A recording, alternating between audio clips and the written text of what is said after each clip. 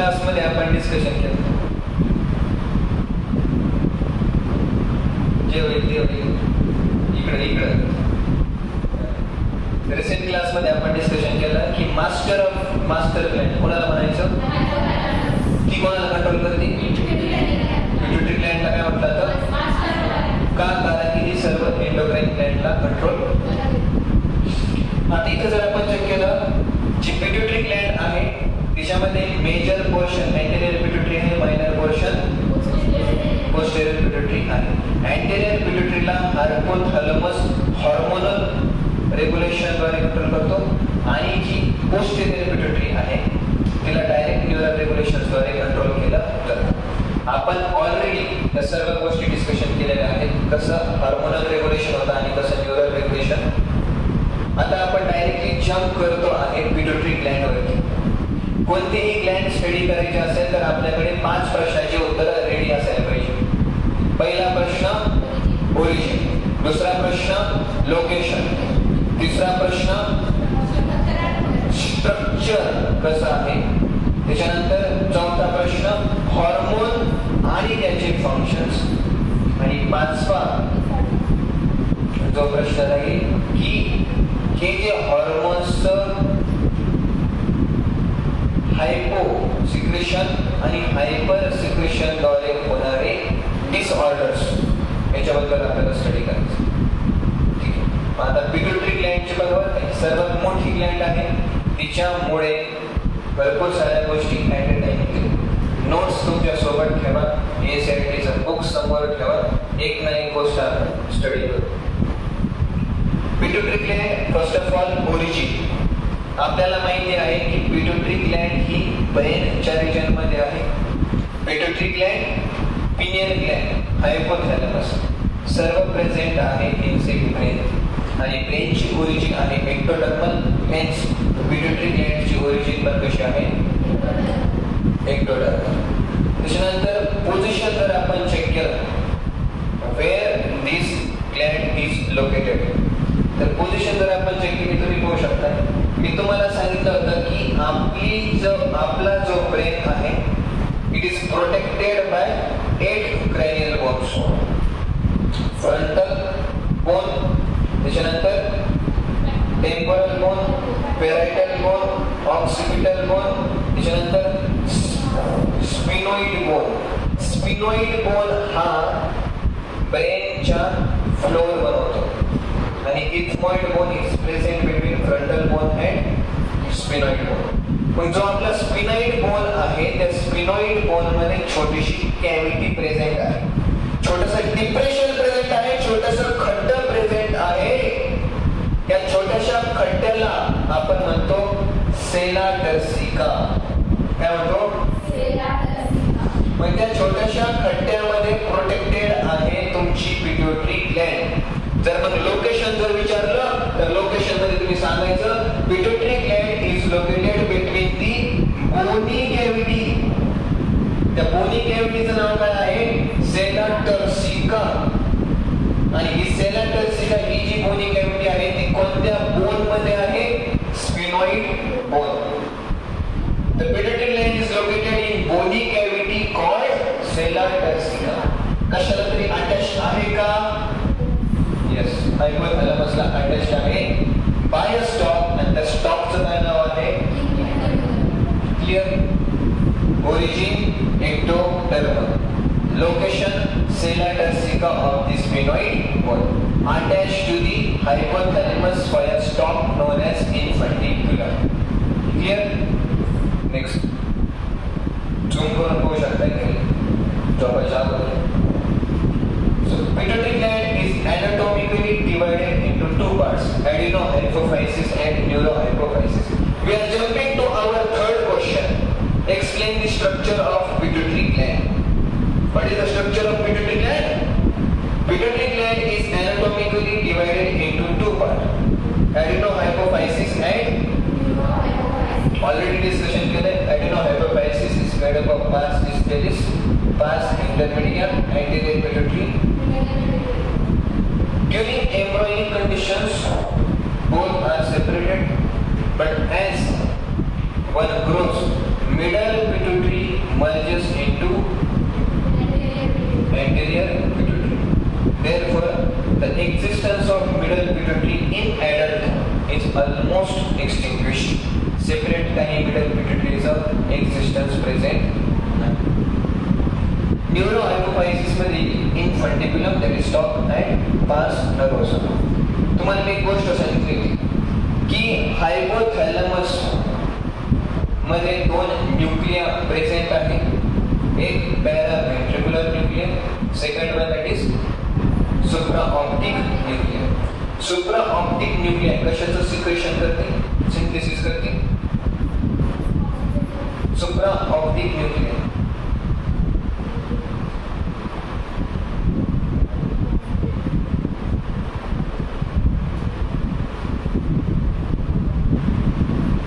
supraoptic nuclei, vasopressin मध्ये आपण म्हणतो अँटी डाययुरेटिक हॉर्मोन. आणि जी आपली नेक्स्ट आहे दॅट इज पॅराव्हेंट्रिक्युलर न्यूक्लिया. ती कशी सिक्रेशन करते, ऑक्सिटोसिन सिक्रेशन करते. लक्ष. आता न्यूरोहायपोफायसिस वाला जो पार्ट आहे, हायपोथॅलॅमस मधून एक पॅराव्हेंट्रिक्युलर न्यूक्लिया, सुप्राऑप्टिक न्यूक्लिया यांचे ॲक्सॉन्स येतात आणि नंतर त्यांचे ॲक्सॉन्स कशामध्ये प्रेझेंट आहे, पार्स नर्वसमध्ये. आणि नंतर होतं काय, हायपोथॅलॅमस मध्ये सिंथेसिस होती कशाची, ऑक्सिटोसिन आणि व्हॅसोप्रेसिनची. पण सिंथेसिस हायपोथॅलॅमस मध्ये होती, पण सिक्रेशन जे आहे ते पार्स नर्वोसा थ्रो या दोन हॉर्मोनचं केलं जातं. मग पार्स नर्वोसा जी आहे तिच्यामध्ये ऑक्सिटोसिन व्हॅसोप्रेसिनचं सिंथेसिस केलं जात नाही, फक्त काय केलं जातं, सिक्रेशन केलं जातं. मग जी खरी ग्लँड असती, ट्रू ग्लँड असती, तिचं नेचर असं असतं की ती स्वतः हॉर्मोन्स बनवणार आणि स्वतः हॉर्मोन्सला रिलीज करणार. पण ही जी ग्लँड आहे पार्स nervosa is not true endocrine Gland. का, कारण की ही स्वतः सिंथेसिस करत फक्त काय करते, रिलीज करते. कळलं पण? त्याच्यामुळे आपण इथं काढताय की पार्स nervosa is not a true endocrine Gland.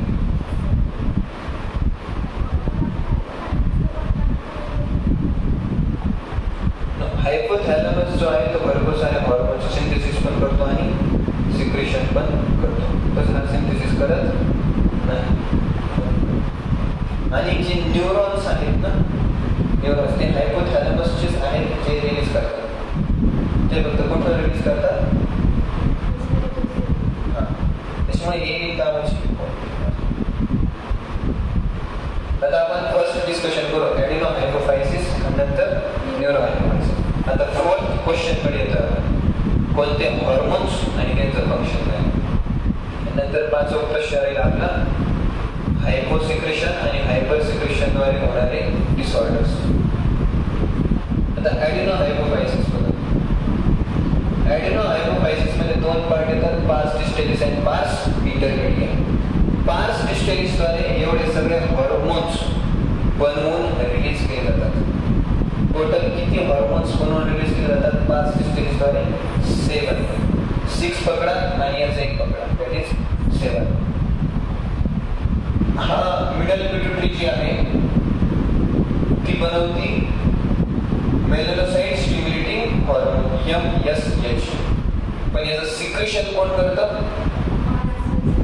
का, कारण की ऑलमोस्ट याच्यामध्ये काय आहे, मर्ज आहे. मग आता पार्स डिस्टॅलिस कोणते कोणते हॉर्मोन्स बनवून रिलीज करते? पहिला growth hormone, second prolactin hormone, तिसरा ॲड्रिनोकॉर्टिकोट्रॉपिक हॉर्मोन, चौथा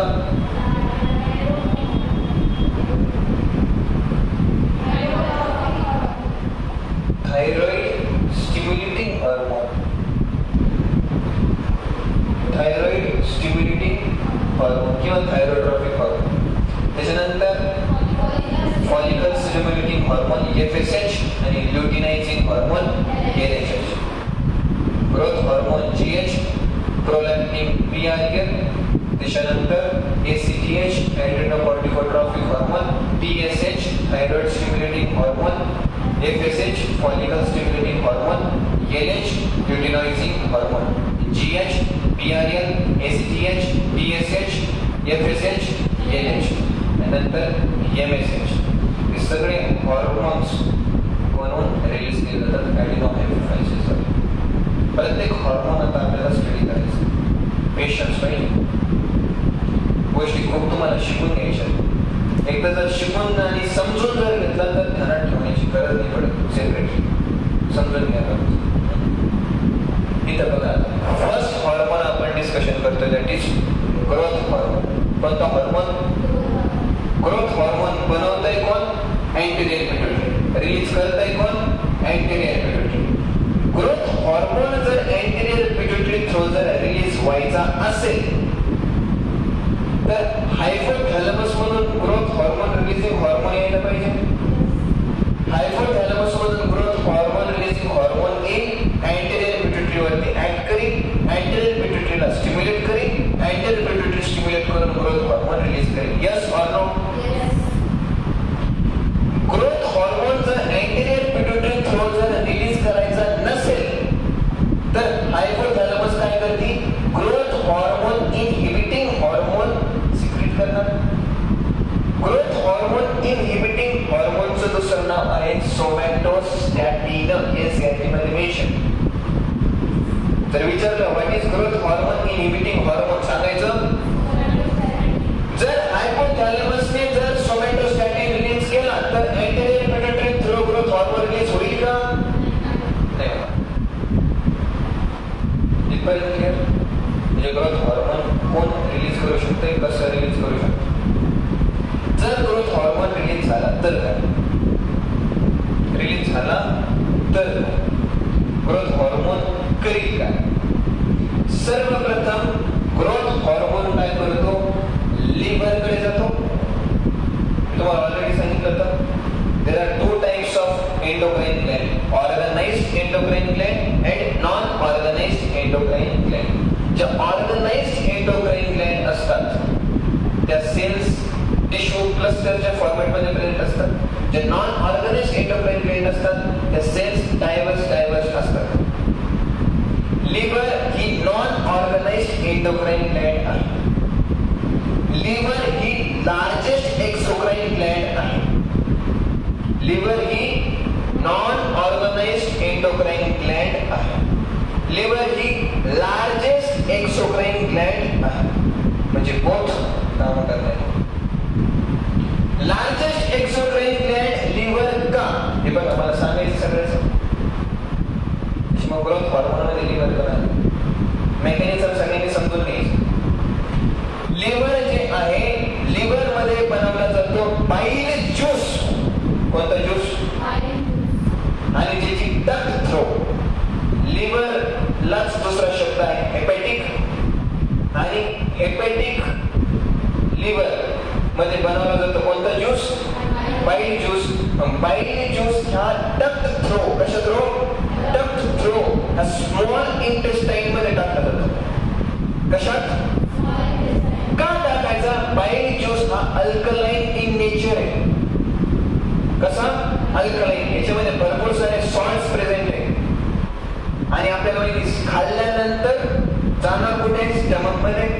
स्टमक मध्ये ऍसिड प्रेझेंट आहे. ते ऍसिड काय करतं?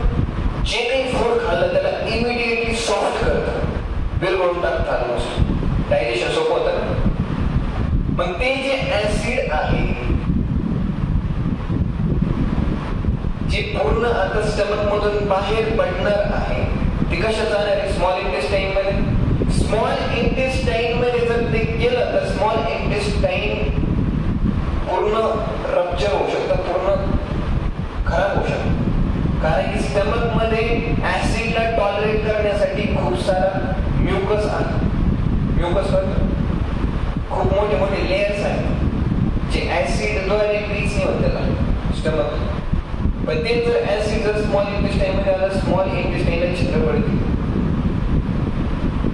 मग इतकी खतरनाक प्रोसेस आहे की ज्या क्षणी स्टमकद्वारे बाहेर पडले जाईल सबस्टन्स, त्याला आपण काई म्हणत असतो, CHYME काई. जसं ही स्मॉल इंटेस्टाईन मध्ये त्या क्षणी लगेच लिव्हरद्वारे बाहेर ज्यूस म्हणून स्मॉल इंटेस्टाईन मध्ये पहिला पार्ट जो आहे स्मॉल इंटेस्टाईनचा ड्युओडेनम तिथे रिलीज करतो. मग ऍसिड अल्कलाइन मिक्स, मग आता ठीक आहे स्मॉल इंटेस्टाईन होतो ओके. मग नंतर फर्दर डायजेशन स्मॉल इंटेस्टाईन मध्ये होते. सांगण्याचा दृष्टिकोन, लिव्हर काय आहे लार्जेस्ट एक्झोक्राईन ग्लँड, लिव्हर काय आहे नॉन ऑर्गनाइज्ड एंडोक्राईन ग्लँड. आता याच्यामध्ये खूप साऱ्या सेल्स असतील ज्या हॉर्मोन रिलीज करतील. मग ग्रोथ हॉर्मोन येतो लिव्हर वरती ऍक्ट करतो, लिव्हर वरती ऍक्ट केल्यानंतर हा काय करतो IGF असे फॅक्टर्स रिलीज करतो. कोणते फॅक्टर्स? IGF सारखे फॅक्टर. IGF चा अर्थ होतो इन्सुलिन लाईक ग्रोथ फॅक्टर. मी परत म्हणणार, ध्यानात ठेवण्याची वेगळी गोष्ट आहे, समजून घेणे एक गोष्ट आहे. कोणता फॅक्टर रिलीज केला तो? Insulin like growth factor. मग हा जो इन्सुलिन लाईक ग्रोथ फॅक्टर आहे तो आपल्या मसल वरती ऍक्ट करतो, मसलची ग्रोथ करतो. तो आपल्या बोन्स वरती ऍक्ट करतो, बोन्सची ग्रोथ करतो. तो आपल्या विसरल ऑर्गन वरती, म्हणजे आपल्याला माहिती छोटी छोटी स्मॉल इंटेस्टाईन बाकीचे ऑर्गन्स वगैरे आहेत, सेल्स आहेत, टिश्यू आहेत, त्यांच्यावरती ऍक्ट करतो. त्यांच्यावरती हायपरप्लेसिया म्हणजे बेसिकली काय करतो, cell growth, cell division, hypertrophy, hyperplasia, cell growth, cell division, अशा पद्धतीने हे सगळे काम करतात. डायग्रामद्वारे सगळं क्लिअर होते नाही होते प्रोसेस.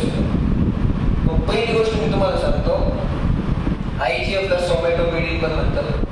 इकडे बघा, what is the function of growth hormone? Stimulates the growth of then cartilage, then muscle. याच्यामध्ये काय कार्टिलेज की बोन? कार्टिलेज थोडंसं सॉफ्ट असतं, बोन्स हार्ड असतात. काही कार्टिलेज असे पण असतात जे थोडेसे रिजिड पण असतात. ते आपण नंतर डिस्कशन करू, कारण तुम्हाला कार्टिलेज डेप्थ मध्ये शिकवलं, बोन डेप्थ मध्ये शिकवलं नाही. आता इथे बघा, आणि काही सॉफ्ट टिश्यू आणि विसरल ऑर्गन वरती पण ग्रोथ हॉर्मोन ऍक्ट करतो आणि त्यांची साईज इन्क्रीज करतो. मग मला सांगा की तुमची ग्रोथ कशावर डिपेंड? Growth hormone. कशावरती? Growth hormone. आणि ग्रोथ हॉर्मोन जो आहे 30% अचीव्स प्युबर्टी, ग्रोथ हॉर्मोनचं सिक्रेशन जास्त केलं जातं आणि त्याच्यानंतर ग्रोथ हॉर्मोनचं सिक्रेशन कमी केलं जातं. आणि after the age of 18 growth हॉर्मोनचं सिक्रेशन जे आहे ते स्टॉप नाही केलं जात, ते खूप कमी मात्रामध्ये केलं जातं. आणि ते पण कशासाठी केलं जातं? फक्त आणि फक्त जर तुमचा एखादा ऑर्गन किंवा एखाद्या ठिकाणी इंजुरी कट वगैरे झाला तर तिथं काही ग्रोथ हॉर्मोनचा इन्सुलिन लाईक ग्रोथ फॅक्टर येईल आणि तिचा कमी होतो. म्हणजे ग्रोथ हॉर्मोनचं नंतर पण सिक्रेशन केलं जातं, पण ते खूप, आणि ते पण कशासाठी केलं जातं? Just to recover from injuries. मग ग्रोथ साठी मग तुमची हाईट वगैरे इन्क्रीज केली जात. सो याच्यामध्ये पण पॉइंट असा आहे की हा जो बोन आहे, हा लॉंग बोन दिसतोय तुम्हाला, या लॉंग बोन मध्ये 3 पार्ट असतात. किती पार्ट? 3 पार्ट. सगळ्यात जो मधला पार्ट आहे त्याला म्हटलं जातं, सगळ्यात वरचा जो पार्ट आहे त्याला म्हटलं जातं एपिफायसिस. काय म्हटलं जातं? एपिफायसिस.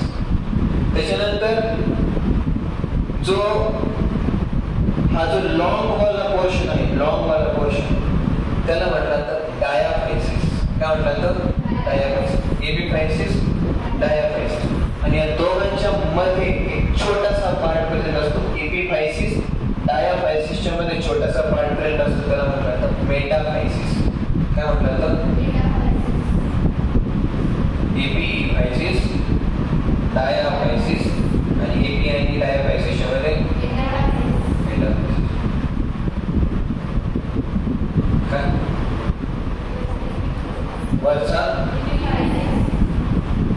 लॉंग शार्प मेटाफायसिस जो रिजन आहे त्याच्यामध्ये एक ग्रोथ प्लेट असते. मला माहिती कारण की आपण ग्रोथ हॉर्मोन बद्दल इन्फॉर्मेशन देऊ राहिला. तुमची हाईट इन्क्रीज कशी होत असते त्याच्याबद्दल थोडंसं सांगतो. माझी ऑलरेडी आहे, मला इन्क्रीज करायची. सांगू का? काय सांगू का? ऐका. इपिफायसिस नंतर मेटाफायसिस वाला जो रिजन आहे त्या रिजन मध्ये छोटीशी प्लेट प्रेझेंट असते. ती प्लेट बनलेली असते कार्टिलेज पासून.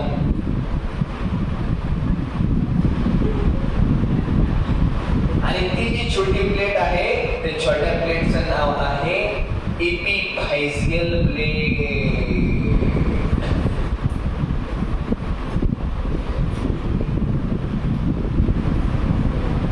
कोणती प्लेट? जास्त बोलायचं.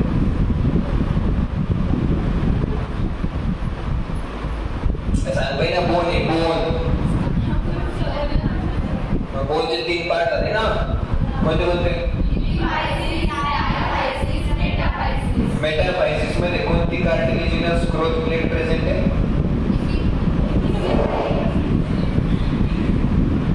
तेच एपिफायसियल प्लेट. मेटाफायसिस मध्ये एपिफायसियल प्लेट प्रेझेंट. मेटाफायसियल नाही, एपिफायसियल प्लेट प्रेझेंट आहे.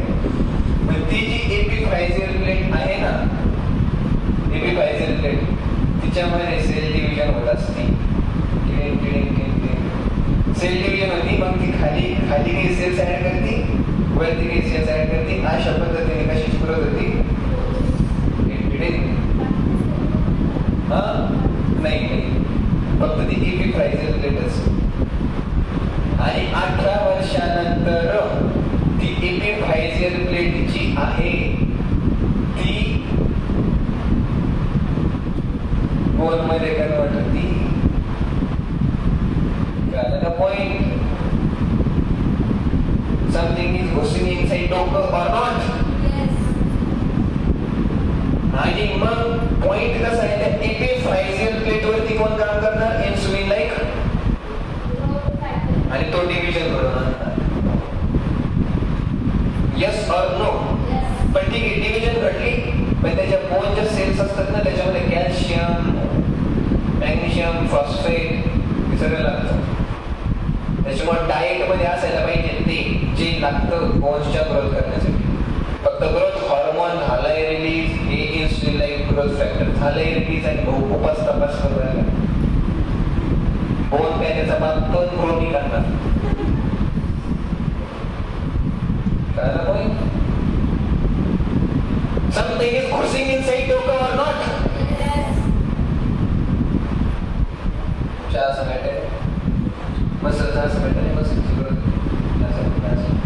मग आता 18 वर्षानंतर काही 20 वर्ष पण असतात. काही ग्रोथ प्लेट क्लोज व्हायला 20 वर्ष पण होतात. आणि तिचा एक पॉइंट.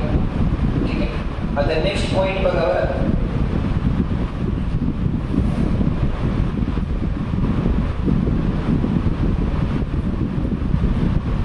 नेक्स्ट पॉइंट असा आहे की ज्याला खरोखर चेकच करायचंय की काय मॅटर आहे, आपली ग्रोथ प्लेट आहे अजून की नाही आहे.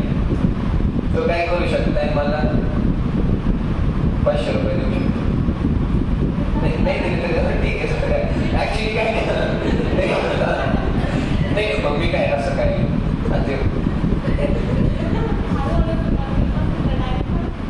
बरं ठीक आहे, जाऊ द्या. तुम्हाला तक्रारी करायची करा. डॉक्टरकडचा माझ्यावर विश्वास नाही तुमचा, मला माहिती.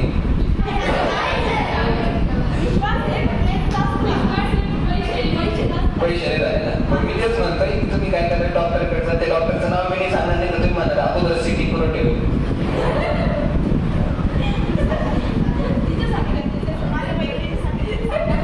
डॉक्टरकडे जायचं, त्याला म्हणायचं बोन्सचा, कोणते बोन्स? Long bones. त्याचं काय करायचं?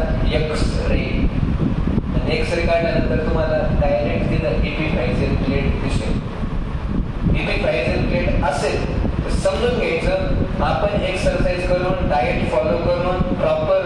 तर रेस्ट घेऊन आपली ग्रोथ इन्क्रीज होऊ शकते, ग्रोथ अजून पण होऊ शकते, बोन्स अजून पण इलॉंगेट होऊ.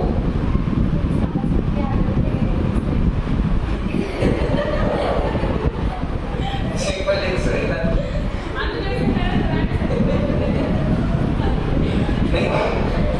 तुझं पॉइंट असा. आणि ठीक आहे, सपोज जर एखाद्याचं भाग्य सपोज झालेलंच आहे कार्यक्रम, मग काय करायचं? मग काय करायचं त्याला माहिती? तिने काय करायचं माहिती का? स्प्रिंटिंग करायची. स्प्रिंटिंग म्हणजे ती असती जे ऑलिम्पिक मध्ये पळणारे लोक असतात, 100 मीटर पळतात, तसं काय करावं लागणार नाही तुम्हाला. एकदम लॉंग अशा जम्प मारत असं मारत असं इथं एकदम पूर्ण काय म्हणते त्याला, ऍक्च्युअली काय होतं माहिती, जे बोन्स असतात त्यांच्यामध्ये मायक्रो फ्रॅक्चर्स जनरेट होतात. मायक्रो म्हणजे मायक्रो असं एक फुटणार सगळं. कोणते फ्रॅक्चर जनरेट होतात किंवा तुम्हाला माहिती ना, तसं मी करू शकता, फक्त वरती नका टेकून थोडंसं नॉर्मल, थोडे मायक्रो फ्रॅक्चर जनरेट होत राहतात, ते भरत असतात. अशा पद्धतीने पण ग्रोथ, पण ती ग्रोथ 22व्या वर्षी पण होऊ शकते. कारण मायक्रो फ्रॅक्चर हाईट किती इन्क्रीज होऊ शकते. पहिली गोष्ट जेनेटिक फॅक्टर डिपेंड करतात. सेकंड फॅक्टर तुमचं न्यूट्रिशन, खाता किती, दाना आणि एक्सरसाइज किती करतात आणि झोप किती करतात. Growth is directly proportional to the amount of sleep. That's why I told you sleep minimum till the point तुमची 12वी कंप्लीट होते.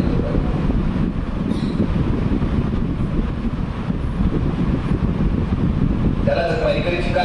आपण कुठं होतो? बोन कार्टिलेज मसल आणि सॉफ्ट टिश्यूची ग्रोथ होते. हाईट वाढवण्याचा क्लास आपल्याला आहे.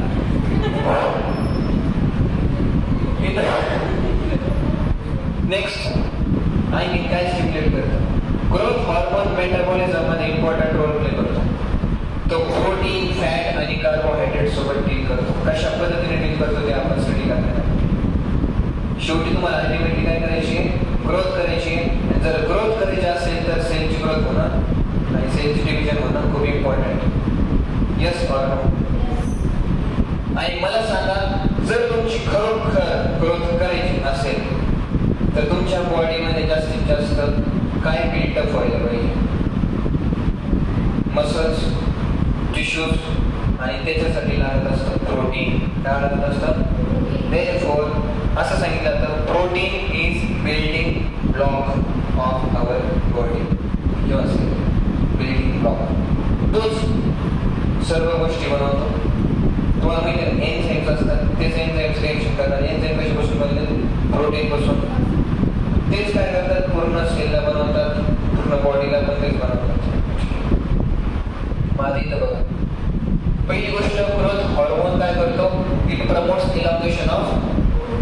ग्रोथ हॉर्मोन काय करतो? मायटोसिस करेल, सेलचा नंबर इन्क्रीज करेल. पण इन्क्रीज झाल्यानंतर तुम्ही पाहू शकता की विसरल ऑर्गन्सची पण ग्रोथ होतात. ग्रोथ हॉर्मोन परत मसल आणि कार्टिलेजची पण ग्रोथ करतो. ऑलरेडी मी तुम्हाला सांगितलं काय काय इफेक्ट तो मेटाबॉलिझम मध्ये करतो.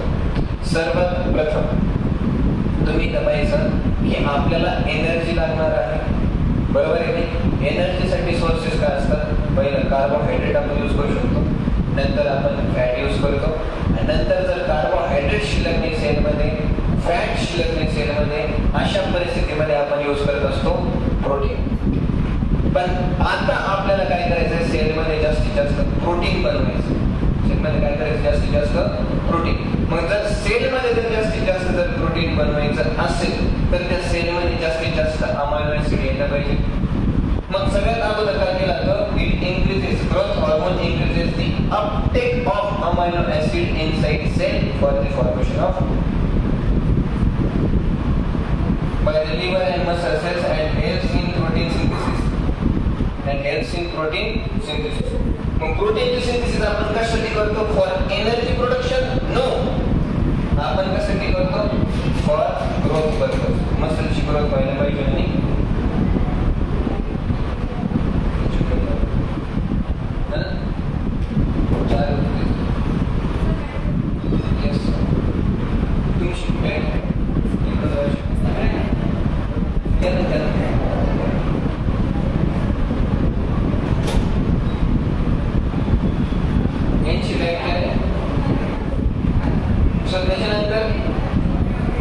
नेक्स्ट पॉइंट जर आपण पाहिले तर बघा आपल्याला प्रोटीन तर लागणारच आहे. Yes or no? पण पॉइंट असा आहे की आपण काय करतो, कार्बोहायड्रेट जो आहे ना, कार्बोहायड्रेट जनरली कसं असतं की जर तुम्हाला प्रोटीनची जर सिंथेसिस करायची असेल तर त्याच्यामध्ये आड येणारा कोण असतो? फॅट. कोण येतो? आड कोण येतो? फॅट. मग पॉइंट असा आहे की जो आड येणार आहे अगोदर त्यालाच काय करायचं? बाजूला करायचं. ग्रोथ हॉर्मोनच्या प्रेझेन्स मध्ये फॅट जो आहे, फॅट तो बनवला जात नाही, बॉडीत बनवला जात, त्याला फॅटला अगोदर ब्रेक केलं जातं, त्याची लिसिस केली जाते. फॅट म्हणजे लिपिड आणि त्याची काय केली जाते? लिसिस. मग in the presence of hormone, growth hormone काय केलं जातं? लायकोलिसिस केलं जातं. लायकोलिसिस तुम्ही बघू शकता. Under the influence of growth hormone fat is used for energy production in preference to carbohydrate and protein. मग जर आपण कार्बोहायड्रेटला यूज केला नाही, आपण फॅटला जर यूज करतोय तर मग कार्बोहायड्रेटचं प्रमाण ब्लड मध्ये इन्क्रीज होईल नाही होतं. मग ते म्हणू शकताय की ग्रोथ हॉर्मोनद्वारे आपण ग्लुकोजला सेलच्या आतमध्ये घेत नाही. का? कारण की आपल्याला फॅटचं ब्रेकडाऊन करायचं होतं. का फॅटचं ब्रेकडाऊन करायचं होतं? कारण की आपल्याला प्रोटीनची सिंथेसिस करायची होती. मग जर आपण ग्लुकोजला जर सेलच्या आतमध्ये घेतलं नाही तर ग्लुकोजचं जो कॉन्सन्ट्रेशन आहे ते ब्लड मध्ये इन्क्रीज होईल. आणि जर ब्लड मध्ये जर ग्लुकोजचं कॉन्सन्ट्रेशन इन्क्रीज झालं तर आपल्याला डायबिटीज होऊ शकते. त्याला आपण म्हणतो डायबिटीज. बेसिकली डायबिटीज होत नाही. डायबिटीज होत नाही, फक्त ब्लड मध्ये शुगर लेवल इन्क्रीज होते, ती पण थोड्या काळासाठी.